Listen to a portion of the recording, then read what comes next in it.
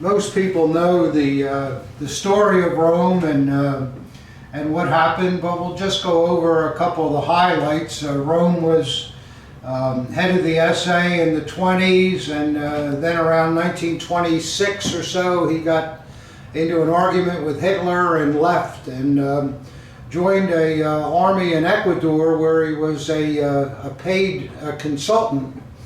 But as the political time was really coming where Hitler thought that he was definitely going to come to power, he really needed the SA and the leadership that Rome was able to give. He was, in spite of him, the way he was personally, he was a terrific leader and he was a brutal man. Just look at his face. He was all cut up in World War I.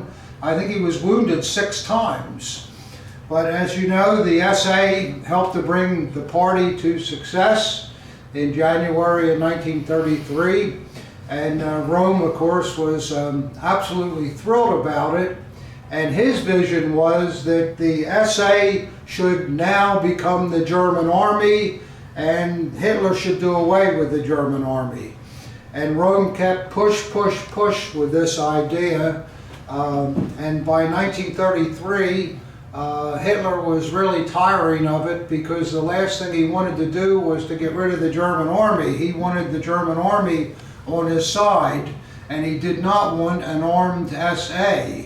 But Rome, he just kept pushing, and finally Hitler had enough. Of course, there were whispers in his ear from Goering and Himmler and others too that Rome maybe was trying to conjure up a plot to overthrow the government or whatever.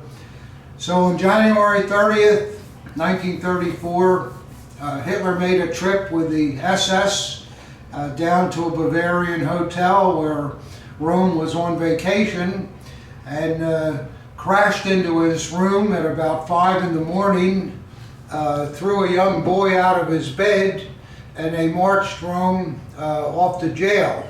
At the jail, a day later, Rome was asked to commit suicide, and a gun was left in his cell, but Rome was not going to do that.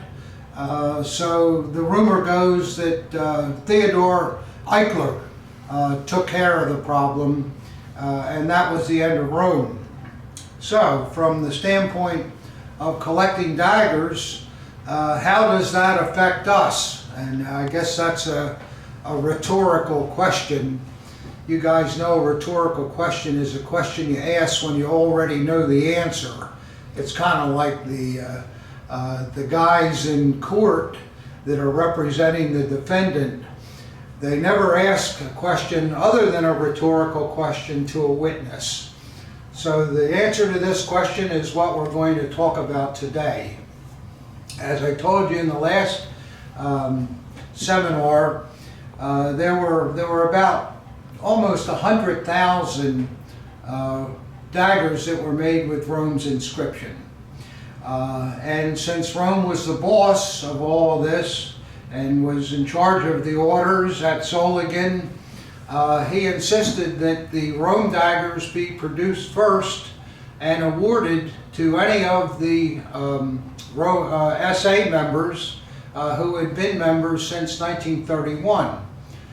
So they all received a dagger with Rome's inscription, in Treue Kameradschaft Ernst Rome was etched into the back of the blade. So I'll just show you before I explain anything else what a Rome dagger looks like.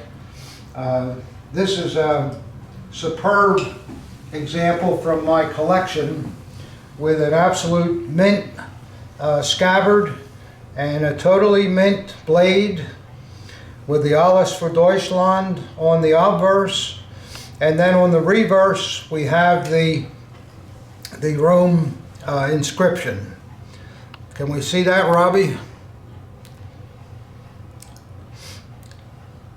Now you can see on this particular blade that everything is absolutely perfect, and this piece was made by the Carl Eichhorn firm.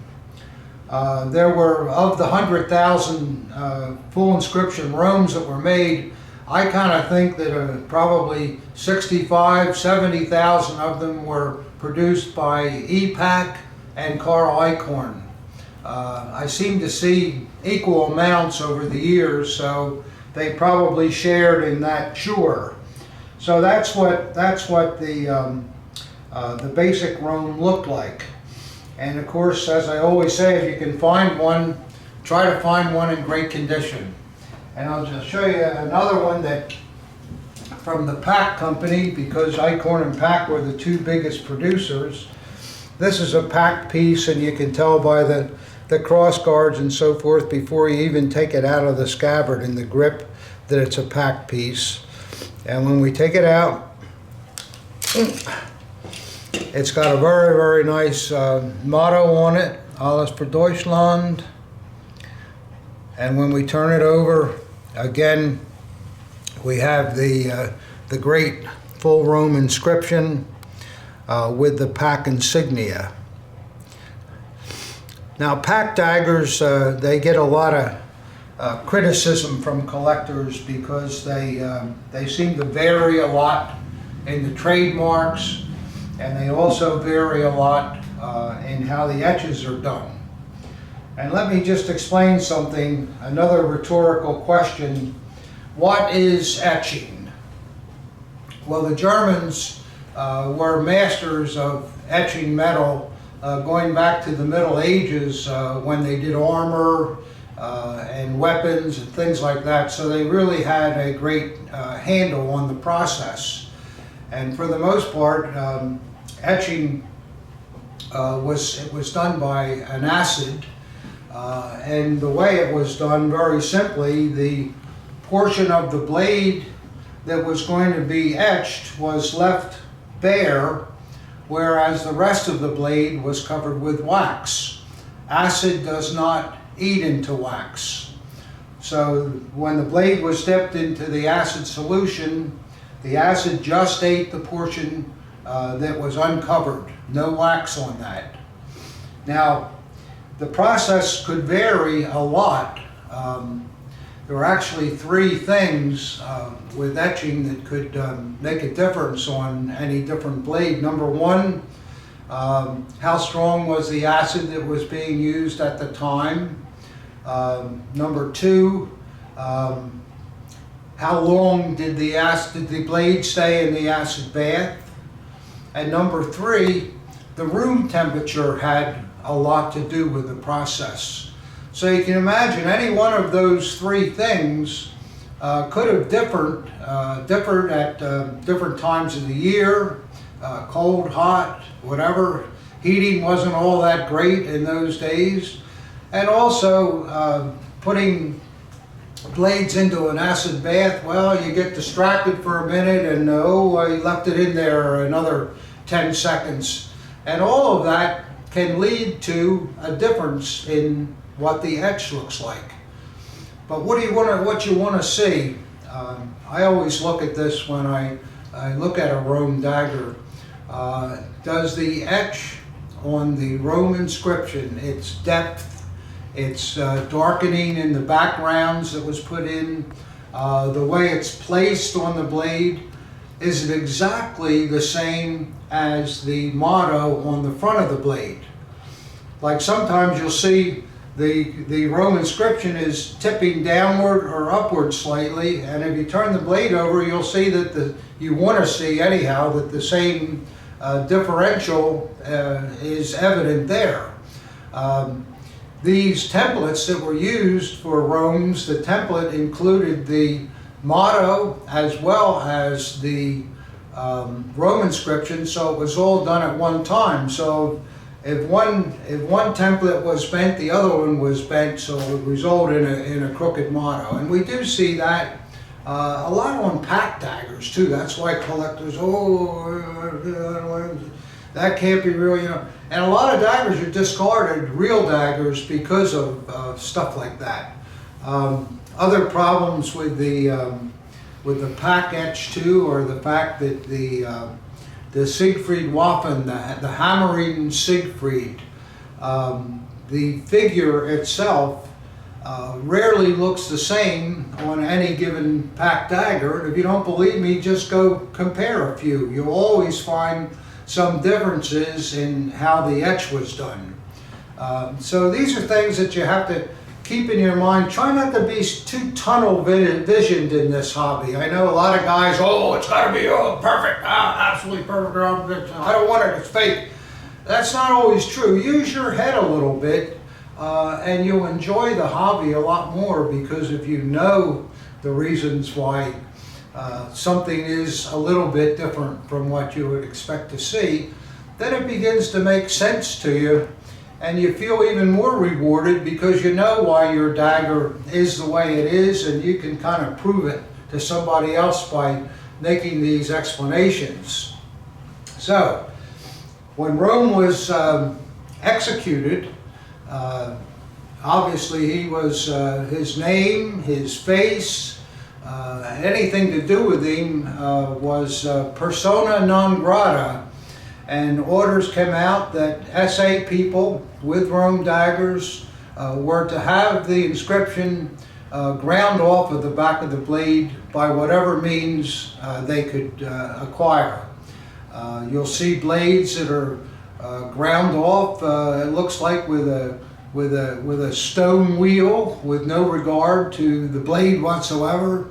Others that are nicely done, and there's a bit of repolishing, but you can usually tell the difference in the grain on the Rome compared to the grain on the motto side. So then there were cases where just the name itself was ground out, figuring, that's good enough. And then there were cases where just the tip of the dagger was broken off. I told that, I think, in the last lecture. We do see many full Romes with the tip of the dagger broken, and that was a way of dishonoring the dagger. So with that, I'll show you some other examples that might be of interest to you. Here we have a, this is a Carl Eichhorn early piece where just the name was taken out. Do you see that? You can see the inscription there, and we call that a partial Rome or a name-only Rome. And with Eichhorn daggers, you like to see that that early trademark. If you see this mark up here instead of down here, this same mark up here, you got a problem with your blade. The only marks that are up there are the large double ovals, which were the first made during the Rome process. Okay, we'll look at another one.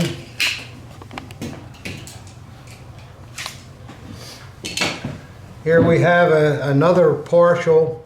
This one is by Ed Wusthof, and it has the same kind of characteristics. You can see the just the name itself was taken out. And it's also worth noting too that Wusthof made their trademark smaller for their Rome daggers.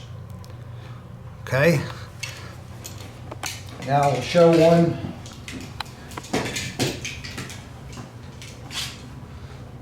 This is an Anton Wingen, and this is how you see many Rome daggers. In this case, it was neatly done, but it was just zzz, and that's it. You see that? No question about what was done there.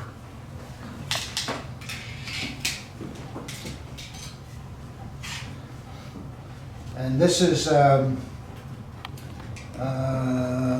Carl Eichhorn piece where the blade was completely ground Rome, but it was repolished, and most likely this blade was redone by the factory itself.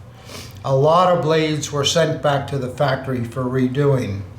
And when you see really nice work like that, that's why it usually is done that well.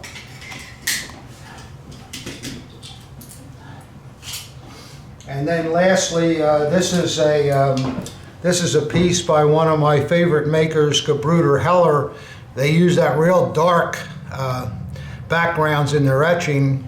And this is the company I showed you in the last lecture that has the big anchor trademark in a circle. But when they had a Rome dagger, the circle is much smaller than the regular dagger. Okay, so that's an overview of kind of what they look like. But what I want to do is show you some pictures so you can get an idea of the amount of producers that made these wonderful daggers. And I want to remind you too, in the last lecture I showed you a contract where an etcher was retained by the Chamber of Commerce of Solingen. Well, there was a lot of etchers in Solingen, so many of these producers, even as small as they may have been, could have had the blades etched by these etchers. So that's another reason why you'll see variances in the Rome inscriptions. But anyhow, we'll just go through these a little bit. This is a magnificent piece with the original issue sack that's owned by my buddy Serge Mache. It's in stone mint condition. Notice it has the rubber stamped here in red, Mit Widmung, with inscription.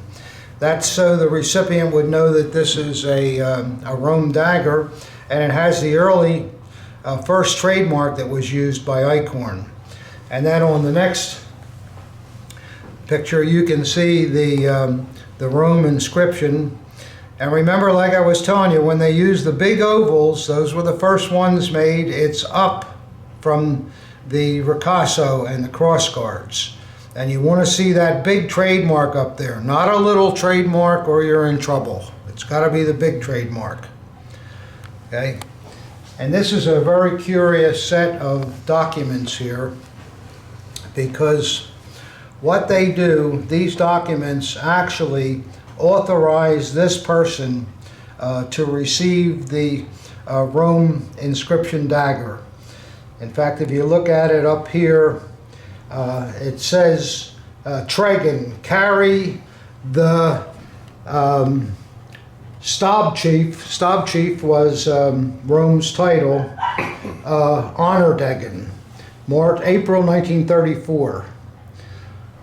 So this individual had a document that was given to him in order to obtain a Rome dagger.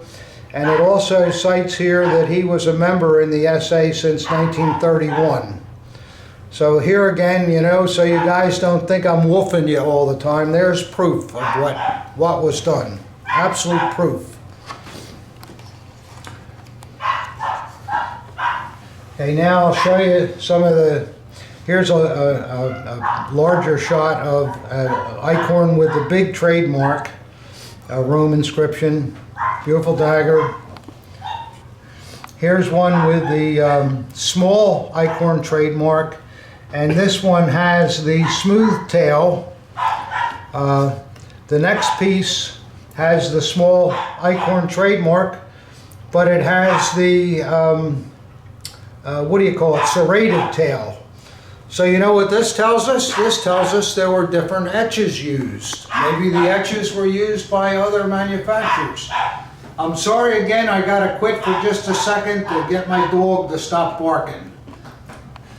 Okay, we're back again, and we're still talking about some of the different makers of Rome daggers. And here we have the serrated tail squirrel. So you'll see both kinds of squirrels on original Rome etches, which, as I said, means that there was more than one template or more than one etcher. Here's a nice example by Henkel's, the twins. You'll see the word swilling work after their name. That means work of twins. They were both twins when they started in business. And here's a Gebruder Heller. Now this must have been a very, very early example because it has the large anchor with the Rome inscription. And as I told you before, they went to a smaller logo, which you'll see here. Here's another Heller full Rome. And see the difference in the size of the logo? Interesting stuff. Here's one you don't see much, an F. Herder piece.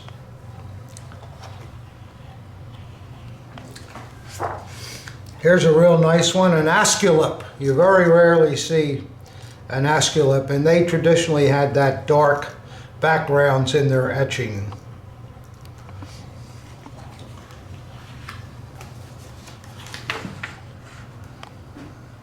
Here's a Wagner and Longa.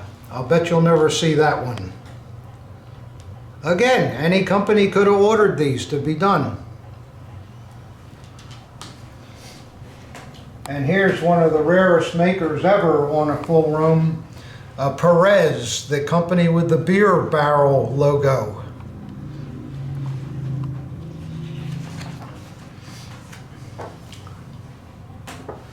Here's an Ed Wusthof.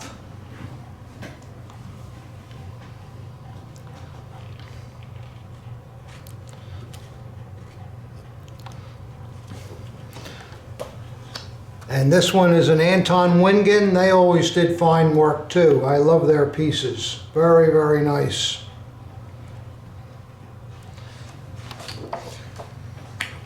And this one is a J.P. Sauer, the famous Suhl gun maker. And then their partners, Haenel. Look how dark that inscription is with the trademark. Really great.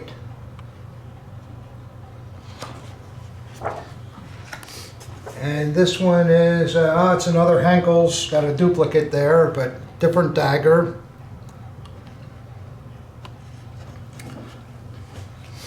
And this is a real rare one, Remev, R-E-M-E-V. Absolute original piece. And here's an ultra rare one, Gebruder Bell. I'm just showing you this so you guys will realize that it doesn't mean because you see one that you never saw that maker with a full Rome that, oh, that can't be real. It does not mean that. And here's one by the famous Tiger firm.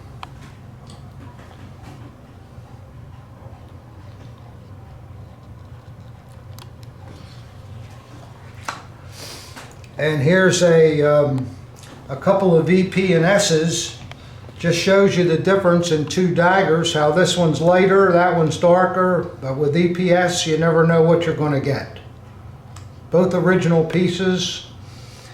If you look at the cross guards, you can see their EP&S, as are the grips. And also on EP&S daggers, normally on the tang you'll find a foundry stamping of the letter A with 1 through 13, and I think those were the numbers of the drop forges that were used to make the blade blanks. And then here's an SMF. This is a partial, but they made a lot of daggers.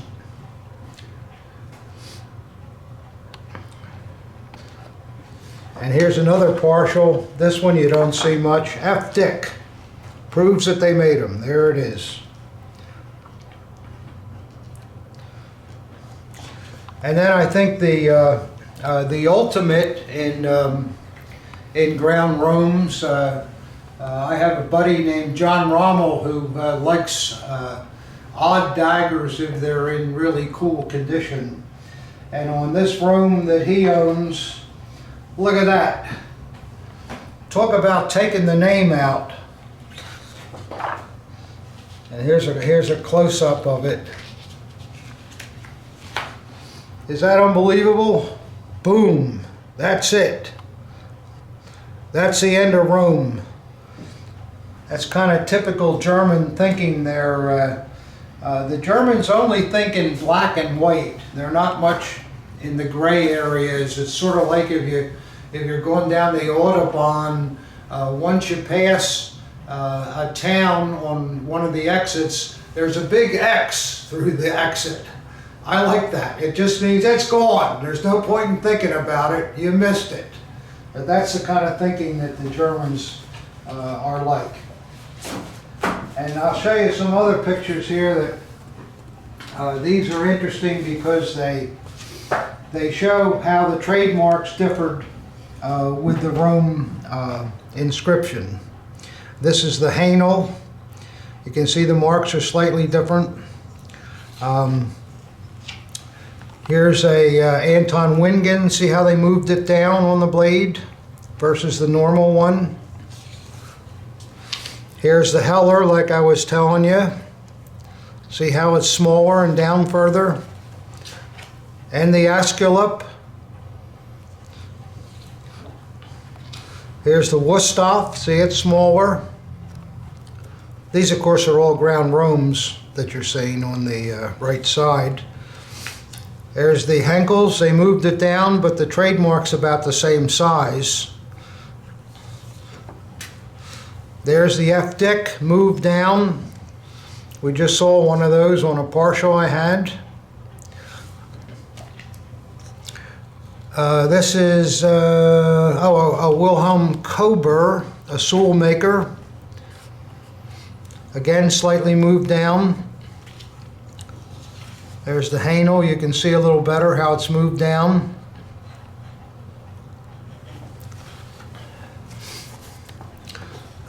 This one is another Kober.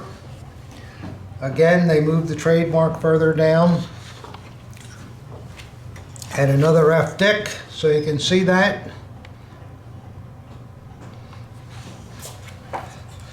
Another Henkels. And lastly, a Wusthof.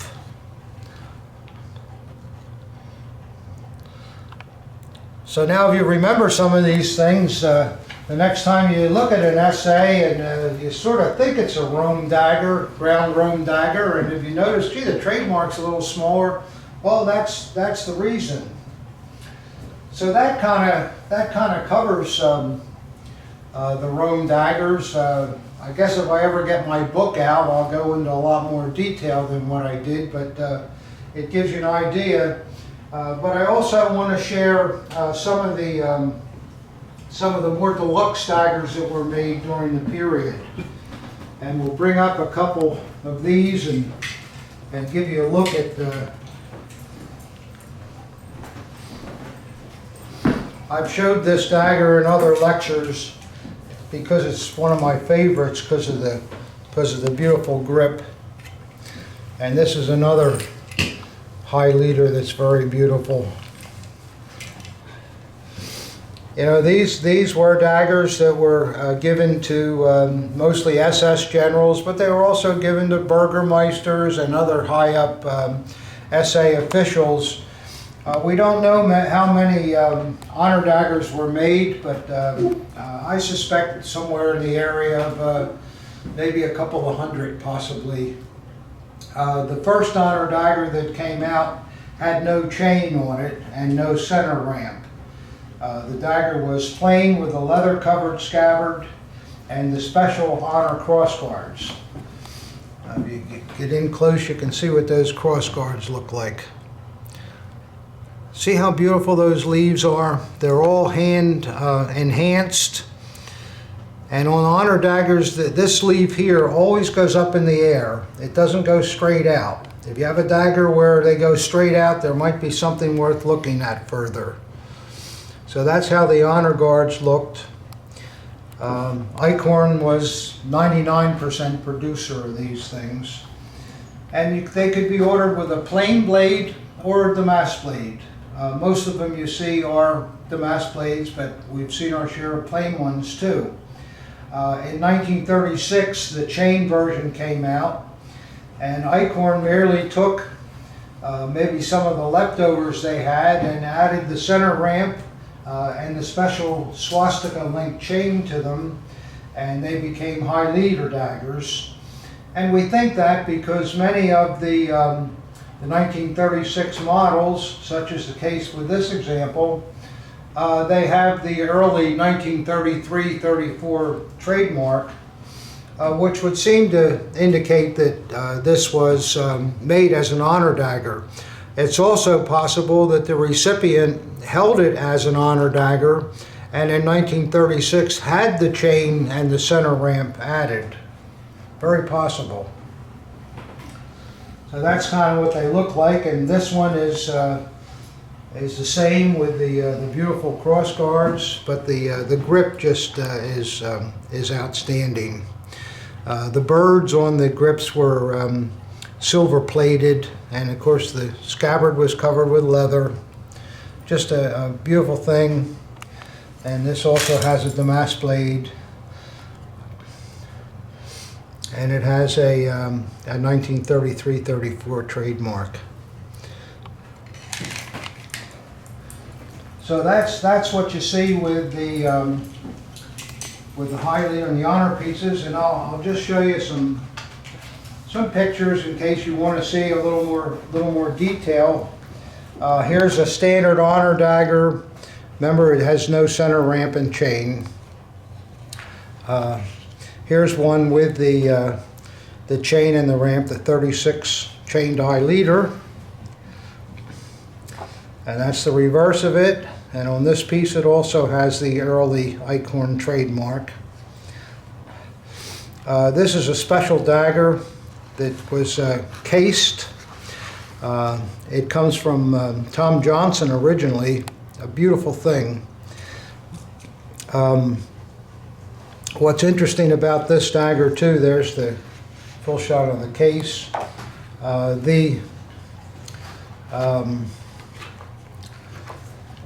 The scabbard mounts, there was an option where you could have oak leaves instead of the standard lines that went around the edges. This has the oak leaves, and on this picture you can see them see what they look like a little bit better. See how they were?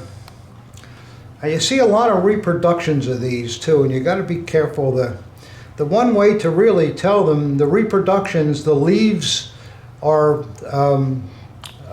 pushed much further out than on the originals. In fact, the leaves at the top are kind of vague on the originals, and that's what you want to see.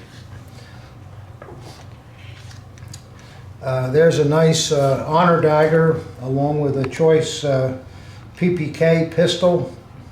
Beautiful. This is a later piece.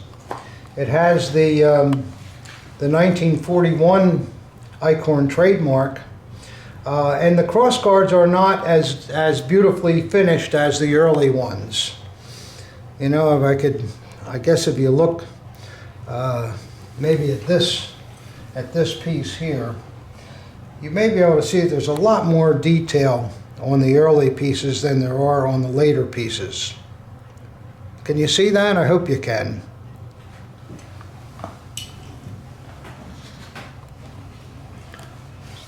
This piece is not only an honor dagger, but it also has a dedication on the back, and it's from Franz Schwarz, who was the party treasurer. He held the purse strings for the party. Pretty powerful man.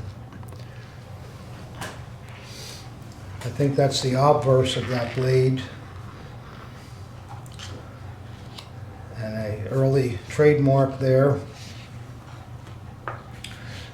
This is something too that people go, oh wow, this can't be real. Well, this is a legitimate chain high leader dagger. And it has an RZM mark on it with the Eichhorn 41 squirrel. It just shows you the power that the RZM had. This is a very beautiful standard example, and what's really incredible about it, the reverse has a raised dedication with gilded surfaces. Really, really beautiful. Really tremendous. And on this one they moved the trademark up a little bit. It's a little higher than you normally see, but it's a special order piece. And this magnificent piece, this piece was discovered by my friend Bill Shea from the Ruptured Duck. And the way he got it, he knew a man in Soligan that had the nerve to advertise in the Soligan newspaper about maybe 15 years ago for German daggers, and sure enough, this dagger was given to the Burgermeister of Soligan, and his family still had it, and it's still in its original case. Absolute mint. Mint, mint, mint. There's the dagger out of the case. Very, very beautiful, and with the late trademark on the blade. And again, it's the later fittings. See how they're not as nicely done as the earlier ones. And again, just so you know that somebody didn't just invent these daggers in 1970 and say, oh, the collecting world will really go for these. We want to prove that they really did exist during the period. So, with that in mind, here's some SA generals, and if you look closely, you can see this general is wearing a high leader's dagger, as is this general here. So there you go, you can't deny that. And I just want to add that there is an honor dagger that exists. As far as I know, it's one of a kind, and it was made by Horster, of all people. And Horster were great artificial Damascus producers. They made a lot of artificial Damascus blades, and this is artificial Damascus with a very large trademark on the obverse of the blade, and the cross guards are carved in. And I'll show you why they put the trademark on the obverse. Well, let me just show you the scabbard first. Look how beautiful it is with the leader chain and the intricate carving to the mounts. The leather's not in too good a shape, but this dagger is owned by my friend Bob Haritz, who has a very, very advanced collection, one of the best collections in the country. And remember I said, why did they put the Horster trademark on the front of the blade? Because they had no room for it on the back of the blade. Just imagine that. It was given as a birthday gift. Isn't that an incredible piece? And here's the obverse of it again, and another shot of the reverse. Just absolutely fabulous, fabulous, priceless dagger, one of a kind. This dagger was originally discovered by the great collector Bob Moses. I don't know whether any of you guys remember him. I haven't seen him for a number of years, so I think he's out of the hobby. And again, proving the fact, everybody's probably seen this Life magazine article. Herman's dressed up in his SA General's uniform, and he's wearing a real fancy SA chain leader dagger. That dagger's never surfaced, so it's still out there somewhere, hopefully. And here's another shot of Herman. Here he is over here, he's wearing that dagger also. As you know, Herman loved edge weapons, and he was very, very rarely seen without some kind of a work of art hanging from his side. And just to make sure that you don't think those two pictures are fake, here's another one of Herman wearing that dagger. It looks like he's at an NSKK stop here or something. And here we have a high leader speaking to a group here at an assembly. And look what he's wearing. There it is, guys. No mistaking that dagger. And then finally, here's another shot of those generals wearing their chained high leaders' daggers.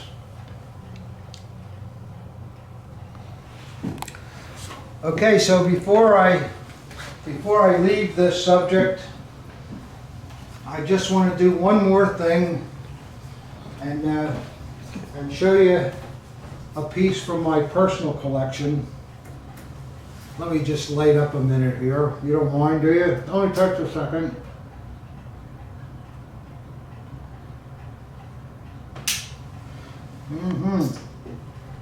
But don't tell my wife, because I'm not allowed to smoke in the house. And don't tell her I'm not wearing my mask either. Okay, this is a dagger that I've had for many, many years. And it's a wonderful, wonderful piece. And you look at it and you go, well, geez, it looks like an honor dagger. What's it doing with those stupid Hitler Youth Leader hangers on it? Well, this particular dagger belonged to Bruckner. Bruckner was Hitler's SA adjutant, going back to the 20s, almost all the way up to 1945. And he was around a lot. And when he first wore this dagger, he wore it from what looks like a gorget chain, an SA gorget chain. Can you see that? And one of the problems that he had with the dagger was that the damn chain was always twisting around. And this is a shot of him when he was at the opening of the Hitler school Vogelsang. See how that's all twisted around? This was in 1936. So he must have got fed up with it and sent the dagger back to Eichhorn. And lo and behold, here's Bruckner wearing the dagger with the Youth Leader hangers on it the way it is today. And here's another picture there. You can also see the Youth Leader hangers on the dagger. Eichhorn just refitted it for him, that's all. No big deal. But the dagger itself, it's never been cleaned, and I've had this, probably for 35 or 40 years, and it comes from a veteran in western Pennsylvania. It has the standard beautiful honor cross guards with the silver eagle, a leather covered scabbard. The leather's got a couple of nicks in it, but what are you going to do? You know, you gotta overlook some things once in a while. And then the center ramp is different from any other center ramps. And then the Youth Leader hangers, they came out in 1938 with the Leader dagger, and that's when Bruckner made this change. And these are the straps that came with Eichhorn Youth Leader daggers, because they're a little longer than the ones with Worcester, and they're also marked with that three-legged cogwheel on the back of them. And another interesting thing is they have the original SA belt loop. The belt loop for an SA, for a Hitler Youth, I should say Hitler Youth dagger, is different than normal belt loops. See the way the catch is? It's a different shape. It's a very, very rare belt loop. Very, very hard to find. And then another thing that's interesting, Bruckner may have been a bit of a tightwad, because this is one of the few honor daggers that was issued with a standard blade. Now the blade is in mint condition, and on the reverse it bears the small Eichhorn 3334 trademark. And you know why? Another rhetorical question here. The reason is why, because this has a full Rome inscription when it was originally issued, and Bruckner had it removed by the factory. But isn't that a wonderful dagger? And what a piece of history. And just think all the sights that dagger saw, and all the conversations it listened to. And it's still just like it was when it came out of the woodwork. A wonderful, wonderful artifact.